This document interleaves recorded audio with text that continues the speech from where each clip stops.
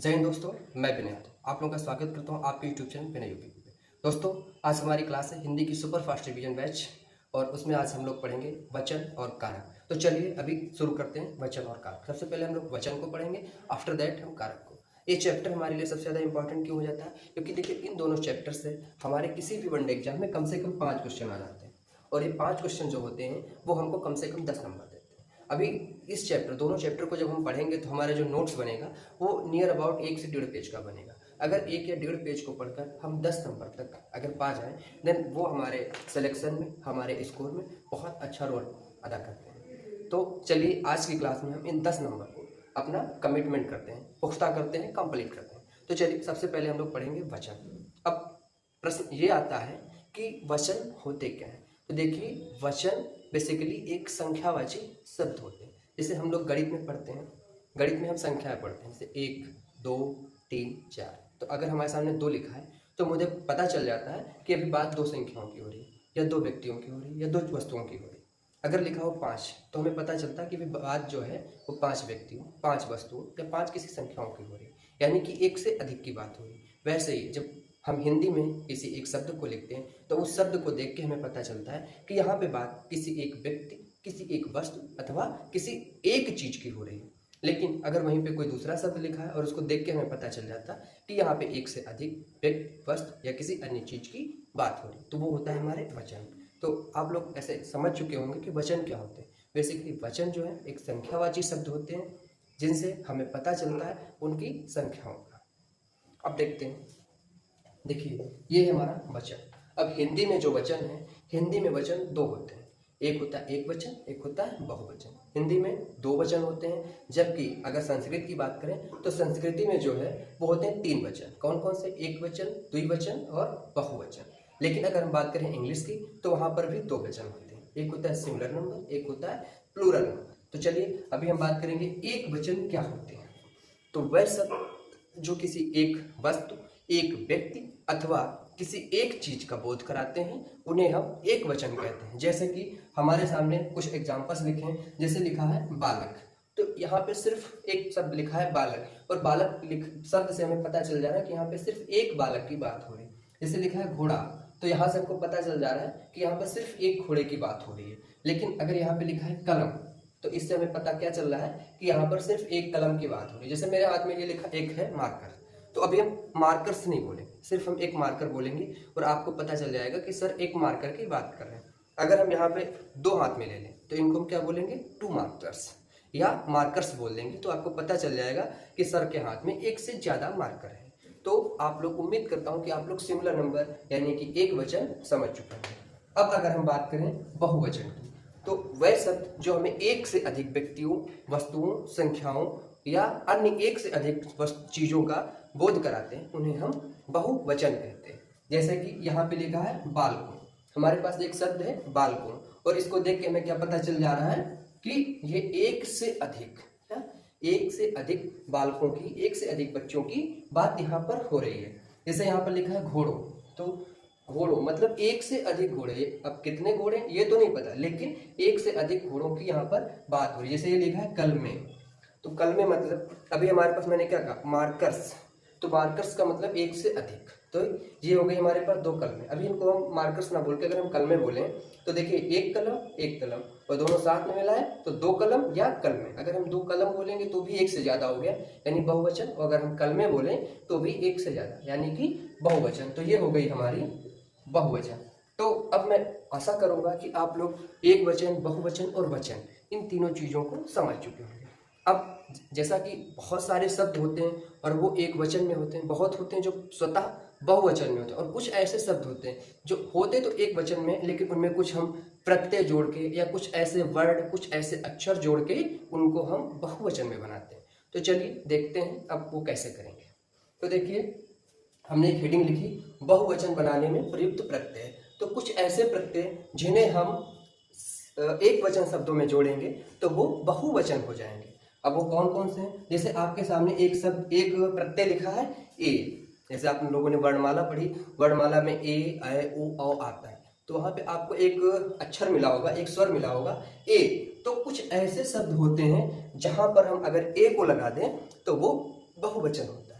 अब वो शब्द कौन कौन से होते हैं, तो देखिए अकारांत पुल्लिंग शब्द। अब अकारांत शब्द कौन से होते हैं, वह शब्द जिनके अंत में छोटा आ या बड़ा आ आता है, लेकिन वह शब्द पुल्लिंग होने चाहिए, स्त्रीलिंग नहीं होने चाहिए, पुल्लिंग होने चाहिए। तो ऐसे अकारांत शब्द या ऐसे आकारांत शब्द, ठीक है, जिनमें अगर हम ए जोड़ देते हैं, अगर हम उनमें ए जोड़ दें तो वो हो जाते हैं हमारे, क्या हो जाएंगे, वो हमारे बहुवचन हो जाते हैं। ठीक है, जैसे हमारे सामने लिखा है क्या, घोड़ा। अब ये घोड़ा क्या है, घोड़ा हमारा पुल्लिंग शब्द है और ये हमारा अकारांत है, क्योंकि अंत में यहाँ पर हमको बड़ा आ का मात्रा मिल रहा है, यानी कि बड़ा आ मिल रहा है। और यहाँ पे हम बड़े आ के स्थान पे ए लिख दें, मतलब बड़ा आग जो है या उसकी जो मात्रा है उसको हटा के वहां पे अगर हम ए लिख दे रहे हैं तो क्या हो जाएगा, वो घोड़े हो जाएगा। और घोड़े क्या होता है, घोड़े हो जाएगा बहुवचन, मतलब घोड़ा एक वचन और घोड़े बहुवचन। जैसे यहाँ पे क्या लिखा है, लड़का। लड़का एक कंडीशन कि ये पुल्लिंग है, दूसरी कंडीशन ये अकारांत है, तो अकारांत को हटा के वहां पे हम ए जोड़ दें, अगर हम ए जोड़ देंगे तो ये हो जाएगा लड़के, और लड़के हमारा बहुवचन है। इसी तरह एक और हमारे पास आता है प्रत्यय जिसका नाम है अय।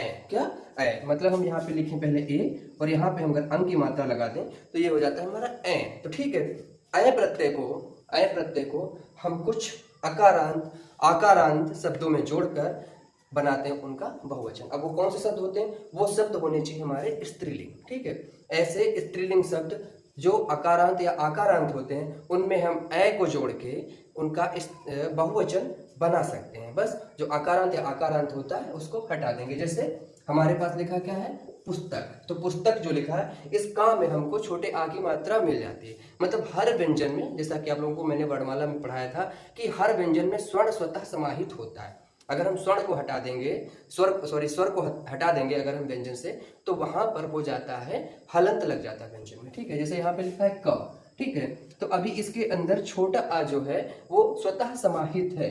ये छोटा आ के सहायता से भी बोला जा सकता है। अगर हम छोटा आ को हटा देंगे तो ये ऐसे लिखा जाएगा। अब हम इसको ऐसे पढ़ सकते हैं का, और या फिर ऐसे पढ़े हम क। ठीक है, तो ये होता है हमारा पूर्ण व्यंजन ये है, और जब इसको हम मिला देंगे तब ये स्वर और व्यंजन के साथ में का पढ़ाएगा। ठीक है, तो यहाँ पे हमारा लिखा है पुस्तक, और पुस्तक में हमें स्वतः छोटे आ का मात्रा मिल रहा है, यानी कि ये अकारांत शब्द है और पुस्तक हमारा स्त्रीलिंग शब्द है। ठीक है, तो जब हम का को यहाँ पे अय जोड़ देंगे तो हो जाएगा पुस्तकें, और पुस्तकें हमारा हो जाएगा बहुवचन। जैसे यहाँ पे आपका लिखा है गाय, और गाय में अगर हम ए जोड़ दें तो क्या हो जाएगा, गाय, और गाय होता है बहुवचन, यानी कि बहुत सारी गायों की यहाँ पर बात हो रही। ठीक है, तो अब देखते हैं ऐसे एक और प्रत्यय, और वो प्रत्यय हमारा है या, मतलब या और इसके ऊपर अंग की बिंदी। ठीक है, तो ये हो जाएगा हमारे यहाँ। ठीक है, तो कुछ ऐसे शब्द होते हैं, कुछ ऐसे समूह होते हैं, कुछ ऐसे वर्ग होते हैं जहां पर हम या प्रत्यय को जोड़कर उनका बहुवचन बनाते हैं। जैसे आपका क्या लिखा है, जाति। जाति एक समूह है, जाति एक वर्ग होता है। अगर यहाँ पर हम या जोड़ दें तो क्या हो जाएगा, जातियाँ। जातियाँ मतलब बहुत सारे मतलब बिरादरी, बहुत सारे समूहों की बात होने लगती। ठीक है, तो वो हो जाएगा हमारा बहुवचन। ठीक है, जैसे आपके पास लिखा है रीति। ठीक है, तो रीति जो है इसमें अगर हम या जोड़ दें तो क्या हो जाएगा, रीतियाँ। रीतियाँ क्या होता है, एक बहुवचन हो जाएगा आपका। ठीक है, तो ऐसे करके अभी हम लोग पढ़ते हैं। ठीक है, बस ये क्या है, जो या है ये आपका हमेशा स्त्रीलिंग और ईकारांत में लगेगा। क्या, स्त्रीलिंग और ईकारांत शब्दों में लगेगा। ठीक है, जैसे आपके पास एक और शब्द है ओ जो है ये आपका कहाँ पर लगता है, अकारांत आकारांत स्त्रीलिंग शब्दों में। ओ जो है आकारांत और आकारांत स्त्रीलिंग शब्दों में हम ओ का प्रयोग करते हैं। जैसे आपके पास लिखा है क्या, कथा। कथा लिखा है, कथा में अगर हम ओ जोड़ दें तो क्या हो जाएगा, कथाओं हो जाएगा।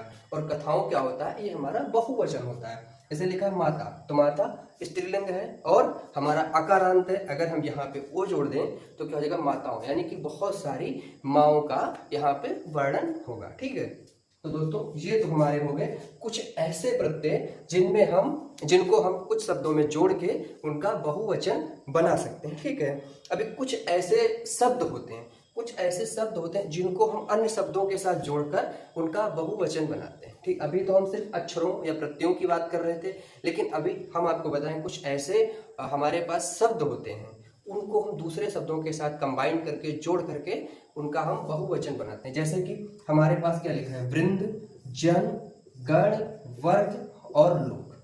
वृंद, जन, गण, वर्ग और लोग। ये हमारे क्या है, ऐसे शब्द हैं जिनको हम अगर किसी दूसरे शब्द के साथ, सार्थक शब्द के साथ जोड़ते हैं तो फिर ये उसका बहुवचन बना देते हैं। जैसे कि होता है छात्र, एक छात्र मतलब एक स्टूडेंट की बात होगी, अगर उसके साथ हम गण जोड़ दें तो क्या हो जाएगा, छात्र गण हो जाएगा। और यहाँ पे बहुत सारे स्टूडेंट या बहुत सारे छात्रों की बात हो जाएगी। जैसे एक शब्द यहाँ पे आपका लिखा है छात्र, तो ये क्या है, ये आपका सिर्फ एक स्टूडेंट को इंगित करता है। ठीक है, अगर यहाँ पे हम गण जोड़ दें, क्या गण, तो ये आपका क्या हो जाएगा, ये आपका हो जाएगा छात्रगण, छात्रगण हो जाएगा। और ये आपके बहुत सारे स्टूडेंट्स को इंगित करेगा। ठीक है, तो ये हो गए कुछ ऐसे शब्द जिनको अगर हम किसी दूसरे शब्द के साथ जोड़ें तो फिर ये उसका बहुवचन बना देते हैं।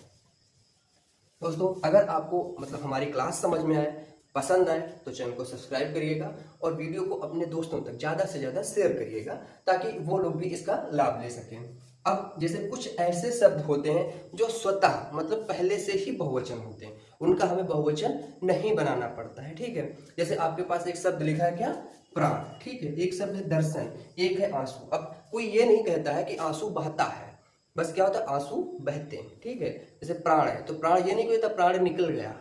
अभी कोई व्यक्ति मर जाए तो ये नहीं बोलेगा कि प्राण उसका निकल गया, क्या उसके प्राण निकल गए। ठीक है, तो ऐसे कुछ ऐसे शब्द ये हैं जिन्हें हमेशा हम बहुवचन में ही प्रयोग करते हैं, इनका हम एक वचन नहीं बनाते हैं। ठीक है, जैसे आपके पास कुछ लिखा है महापुरुषों का नाम, जैसे कि लिखा गांधी जी, तो ये कोई नहीं कहेगा गांधी जी 2 अक्टूबर को पैदा हुआ था, ऐसे कोई नहीं बोलेगा। क्या बोले, गांधी जी 2 अक्टूबर को पैदा हुए थे, या गांधी जी का जन्म 2 अक्टूबर को मनाया जाता है। ठीक है, तो ऐसे बोला जाएगा। तो महापुरुषों के जो नाम होते हैं वो हमेशा बहुवचन में लिए जाते हैं, या महापुरुषों को बहुवचन में ही हम संबोधित करते हैं। ठीक है, दूसरा आंसू है, दर्शन है, प्राण है, कुछ ऐसे शब्द हैं जो हमेशा बहुवचन में ही प्रयोग किए जाते हैं। ठीक है, अभी कुछ ऐसे शब्द हम आपको बताएंगे जो हमेशा एक वचन में प्रयोग किए जाते हैं। अब वो शब्द कौन से होते हैं, जैसे आपके सामने क्या लिखा है, जनता, सोना, सामग्री। ठीक है, ये हमेशा एक वचन में प्रयोग किए जाते हैं। ठीक है, जैसे ये माल, माल, जनता, सोना, सामग्री, ये हमेशा एक वचन में प्रयोग किया जाते हैं, इनका बहुवचन नहीं होता। जैसे कि अभी माल है तो क्या बोलेगा, माल लूट लिया गया। ठीक, ये कोई नहीं बोलेगा कि माल लूट लिए गए, ऐसा नहीं होता, माल लूट लिया गया। जैसे जनता, तो जनता का दर्शन हुआ, जैसे जनता है, जनता भूल गई या जनता का दर्शन हुआ, ये हमेशा एक वचन में प्रयोग करते हैं, इनका बहुवचन नहीं प्रयोग किया था। तो दोस्तों इसी के साथ हमें जो वचन है, वचन वाला चैप्टर या वचन का टॉपिक कंप्लीट हो जाता है। अब दोस्तों हम लोग पढ़ेंगे कारक। ठीक है, तो अभी वचन के बाद कारक पढ़ते हैं और इसके बाद हम लोग करेंगे थोड़ा कुछ एक क्वेश्चंस का एक्सरसाइज। आफ्टर दैट हमारा जो आज का क्लास है ये कंप्लीट हो जाएगा। तो दोस्तों अगर आपको हमारी क्लास समझ में आए, पसंद आए तो अपने दोस्तों तक शेयर करिएगा और इसको चैनल को सब्सक्राइब करिएगा। ठीक है दोस्तों, तो चलिए अब हम देखते हैं कारक। कारक क्या होते हैं, तो संज्ञा या सर्वनाम का वाक्य के अन्य पदों के साथ जो संबंध होता है, संज्ञा या सर्वनाम। जैसे एक वाक्य लिख दिया गया, राम ने रावण को मारा। ठीक है, तो यहाँ पे संज्ञा क्या है, यहाँ पे संज्ञा राम है, संज्ञा रावण है, ये सब संज्ञाएं हैं। और इनका वाक्य के जो अन्य पद हैं, जैसे कि राम ने मतलब ने, रावण को और मारा, इन अन्य शब्दों के साथ जो संबंध होता है उन्हें हम कारक कहते हैं। ठीक है, तो अब आप लोग चलिए पढ़ते हैं कारक को। कारक हमारे लिए इंपॉर्टेंट क्यों हो जाते हैं, तो देखिए कारक जो हमारा सेंटेंस, अंग्रेजी में बोलते हैं सेंटेंस, हिंदी में बोलते हैं वाक्य। तो वाक्य को हिंदी में, वाक्य को बिना कारक चिन्हों के प्रयोग के लिख पाना संभव ही नहीं है। जैसे कि अगर हम बात करें भोजन की, तो हमारे पास खाद्य सामग्री तो होती है, लेकिन बिना पानी की सहायता से हम उसे अखाद्य नहीं समझेंगे, क्योंकि हम बिना पानी की सहायता से उसे हम खाने लायक नहीं बना सकते। तो जितना जरूरी हमारे भोजन में पानी है, हमारे जीने के लिए जितना जरूरी सांस है, हवा है, उतना ही जरूरी वाक्य के लिए कारक चिन्ह है। अगर कारक चिन्ह नहीं होंगे तो हम वाक्यों का प्रयोग नहीं कर सकते, वाक्य लिख नहीं सकते, वाक्यों का निर्माण नहीं हो सकता। कारक हमारे लिए इतना ज्यादा इंपॉर्टेंट। तो ठीक है, कारक क्या होते हैं, कारक संज्ञा और सर्वनाम का, संज्ञा और सर्वनाम का वाक्य के अन्य पदों के साथ जो संबंध होता है उन्हें हम कारक कहते हैं। कारक कितने होते हैं, कारक टोटल 8 होते हैं। कौन कौन, जो आपके सामने बोर्ड पर लिखे, जैसे कि पहला कर्ता कारक, कर्म कारक, करण कारक, संप्रदान कारक, अपादान कारक, संबंध कारक, अधिकरण और संबोधन। टोटल 8 कारक होते हैं और इन्हीं 8 कारकों पे आपकी पूरी हिंदी की जो वाक्य शैली है इन्हीं पे टिकी हुई है। बिना इनके संभव ही नहीं है वाक्यों का निर्माण। अब वैसे तो चैप्टर बहुत बड़ा है, पर मैं आपको शॉर्ट में और बहुत अच्छे तरीके से यहीं पर समझा दूंगा मात्र 8 लाइन में। जैसे कि अभी कर्ता कारक क्या होता है, तो कर्ता कारक वह होता है जो वाक्य में मुख्य भूमिका निभाता है या जिसके द्वारा किसी कार्य को संपन्न किया जाता है। इसीलिए इसका जो कारक चिन्ह होता है वह होता है ने। जैसे राम ने रावण को मारा, तो किसने रावण को मारा? राम ने। तो कर्ता कौन हो गया? वो हो गया राम। जैसे एक वाक्य यहाँ पे लिखते हैं, राम ने रावण को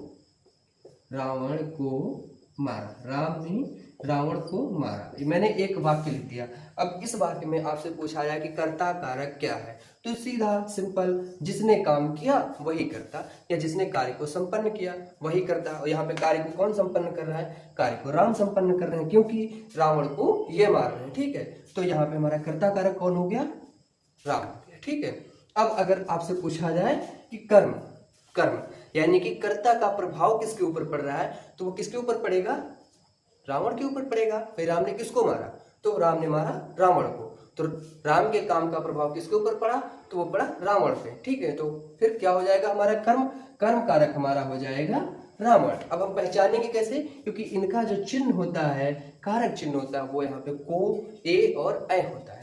जैसे कर्ता का जो कारक चिन्ह है वो ने है, और कर्म कारक का जो चिन्ह है वो है को, ए और ऐ। ठीक है, अभी बात करेंगे अगर हम तीसरे कारक यानी करण की। अगर हम करण कारक की बात करें तो इसको कैसे पहचानेंगे, इसकी पहचान क्या है? तो सबसे पहले हम देखेंगे इसके क्या होते हैं, 3 चिन्ह होते हैं, सॉरी 2 चिन्ह होते हैं। कौन? से और के द्वारा। तो इसका मतलब क्या है? तो इसका मतलब यह है किसी कार्य को जिस साधन की सहायता से संपन्न किया जाता है। जैसे कि आप अपने हाथ में मार्कर ले लिया हूं, और अगर मैं इस बोर्ड पे लिखूं तो मैंने मार्कर की सहायता से इस बोर्ड पे जो कुछ लिखा ये सब मार्कर की सहायता से। तो यहाँ पे करण कारक क्या हो जाएगा? वो हो जाएगा ये मार्कर, क्योंकि इसकी सहायता से मैंने सब कुछ लिखा है। तो ये आपका हो जाएगा, क्या हो जाएगा?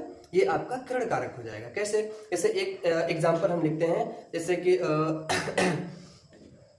वो सुद्धोधन ने देवव्रत ने बाण से हंस को मारा। देवव्रत और सिद्धार्थ वाली कहानी आप सभी लोग जानते होंगे, जो गौतम बुद्ध बने थे बाद में। ठीक है, तो वही देवव्रत ने बाण से हंस को मारा। तो यहाँ पे करण कारक क्या हो जाएगा? बाण हो जाएगा। क्यों? बाण की सहायता से हंस को मारा था ना देवव्रत ने। जैसे यहाँ पे हम एक और एग्जाम्पल, अगर इसी को थोड़ा सा बढ़ा लें, जैसे हमारा अगला एग्जाम्पल लिख जाता है, राम ने बाण से, काहे से? बाण से रावण को मारा। बाण से रावण को मारा, ऐसे लिख देते हैं। ठीक है, तो यहाँ पे हमारा करण कारक क्या हो जाएगा? यहाँ पे हमारा करण कारक हो जाएगा बाण से। क्यों? बाण की सहायता से रावण को मारा है ना, तो ये हमारा करण कारक हो जाएगा। ऐसे अब अगला कारक देखें तो हमारा अगला कारक है संप्रदान कारक। संप्रदान कारक मतलब किस उद्देश्य या प्रयोजन। संप्रदान कारक हमें बताता है कि अगर किसी कार्य को संपन्न किया गया तो उसका उद्देश्य क्या था, उसका प्रयोजन क्या था। भाई अगर हम इस ब्लैक बोर्ड पे, सॉरी इस व्हाइट बोर्ड पे अगर हम कुछ लिख रहे हैं तो हमारे लिखने का उद्देश्य क्या है? आप लोगों को पढ़ाना, आप लोगों को समझाना। तो ये जो संप्रदान कारक है ये हमें अपना उद्देश्य बताता है। ठीक है, इसके चिन्ह क्या होते हैं? को, के लिए और ए। ठीक है, को, के लिए और ए अथवा ऐ। को, के लिए, ए अथवा ऐ। ठीक है, अगर किसी कार्य को हम करते हैं तो हम करते हैं मतलब हम करता है। अगर हम किसी कार्य को करते हैं और उसका किसी पे प्रभाव पड़ता है, जैसे कि हम पढ़ा रहे हैं और आप पढ़ रहे हैं, तो आप पे प्रभाव पड़ रहा है, तो आप हो गए कर्म। ठीक है, आप किसकी सहायता से पढ़ रहे हैं? आप मोबाइल की सहायता से पढ़ रहे हैं, देन आपका जो मोबाइल है वो हो जाएगा करण। ठीक है, और किस उद्देश्य से पढ़ रहे हैं? किस उद्देश्य से पढ़ रहे हैं? तो आप अपना एग्जाम क्रैक करने के लिए पढ़ रहे हैं, तो ये आपका हो जाएगा क्या? संप्रदान। ठीक है, अब हम अगला कारक कौन पढ़ेंगे? वो पढ़ेंगे अपादान या अपादान, यानी से अलग होने के अर्थ में। देखिए यहाँ पर हमने पढ़ा था से कर्ण में, लेकिन उसका काम क्या था? इसका काम था उसकी सहायता से, और यहाँ अपादान का काम क्या है? अलग होने के अर्थ में। से, इसका भी कारक चिन्ह जो है वो भी से है, लेकिन इसका काम क्या है? अलग होने से। पेड़ से पत्ते गिरते हैं, जैसे मैंने मारकर यहाँ से गिराया, ठीक है, तो क्या हो जाएगा? हाथ से मारकर गिरा। ठीक है, तो यहाँ पे अपादानी हो जाएगा। से का मतलब यहाँ पे अलग होने के अर्थ में, जैसे पेड़ से पत्ते गिरते, पेड़ से फल गिरा, या टेबल से हमारी बुक गिर गई, टेबल से हमारी पुस्तक गिर गई, तो ये हमारा यहाँ पे अपादान मतलब हमेशा अलग होने के अर्थ में। जैसे कि श्री राम जी ने रावण को मारकर लंका से सीता जी को ले आए। ठीक है, तो यहाँ पे अपादान कर, क्योंकि लंका से सीता जी का अलगाव हो रहा है, सीता जी लंका से चली आई, तो यहाँ पे हमारा अपादान कारक होगा, क्यों, लंका से अलगाव हो गया। ठीक है, अब हम देखते हैं अपना अगला कारक, ये हमारा संबंध कारक है। इसके चिन्ह कौन से थे, काकी के, रारी रे और नानी ने। जैसे कि यहाँ पे एक पद का दूसरे पद के साथ संबंध बताया जाता है। कैसे, जैसे सीता राम की पत्नी है, तो यहाँ पे जो की शब्द है वो हमारा हो जाएगा संबंध कारक। क्यों, क्योंकि सीता का राम के साथ संबंध बताया जा रहा है। क्या संबंध बताया जा रहा है, पत्नी संबंध बताया जा रहा है। और इसके यहाँ पे जो चिन्ह होते हैं वो का, की, रारी, नानी ऐसे होते हैं। ठीक है, अब हम अगला पढ़ेंगे। अगला हमारा क्या है, अधिकरण कारक। अधिकरण कारक, इसके चिन्ह कौन से होते हैं, तो एक होता है में, एक होता है पै और एक होता है पर। में, पै, पर, में, पै, पर। अब ये क्या काम करता है, ये किसी वस्तु, किसी स्थान और किसी समय का बोध कराता है।